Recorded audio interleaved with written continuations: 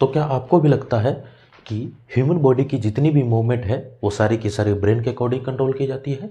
तो ऐसा नहीं है। अगर आपको ऐसा लगता है कि मानव शरीर के अंदर ह्यूमन बॉडी में जितनी भी मूवमेंट है, जितनी भी सारी क्रियाएं प्रतिक्रियाएं होती है कि वो ब्रेन के अकॉर्डिंग होती है, तो वो गलत है, ऐसा आपको गलत लगता है। क्योंकि ये सारी चीज़ें अगर ऐसा होता, अगर ये चीज़ें ब्रेन के अकॉर्डिंग कंट्रोल होती तो हम हार्ट बीट को भी रोक सकते थे, हम रेस्पिरेशन, डाइजेशन और सर्कुलेशन जैसी प्रोसेस जिनको हम अनवॉलेंट्री कंडीशन एंड सिस्टम कहते हैं, वो सारी क्रियाएं हम ब्रेन के अकॉर्डिंग कंट्रोल कर सकते थे। अगर ऐसा होता तो हम हार्ट बीट को कंट्रोल करके सुसाइड कर सकते थे, लेकिन ऐसा नहीं होता क्योंकि ये सारी चीज़ें डिपेंड करती है नर्व सिस्टम पे। नर्व सिस्टम यानी कि तंत्रिका तंत्र, और यहाँ पर हम मुख्यतः दो प्रकार के नर्व सिस्टम पढ़ते हैं।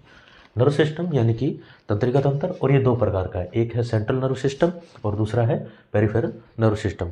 जो सेंट्रल नर्व सिस्टम है केंद्रीय तंत्रिका तंत्र, जिसमें हम सीएनएस बोलते हैं, उसमें ब्रेन और स्पाइनल कॉर्ड को पढ़ते हैं। ब्रेन यानी कि मस्तिष्क एंड स्पाइनल कॉर्ड यानी कि मेरुरज्जु के बारे में पढ़ते हैं।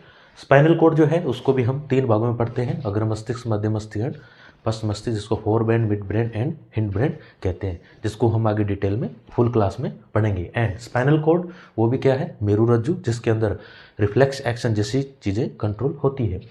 पेरिफेरल नर्व सिस्टम, जिसके अंदर हम जानते हैं कि जो नर्व्स जो होती है, जो तंत्रिकाएं हमारे शरीर के अंदर बनी हुई है, उन सभी का कंट्रोल पेरिफेरल नर्व सिस्टम में हम पढ़ते हैं। जानने के लिए देखिए पूरी वीडियो। धन्यवाद।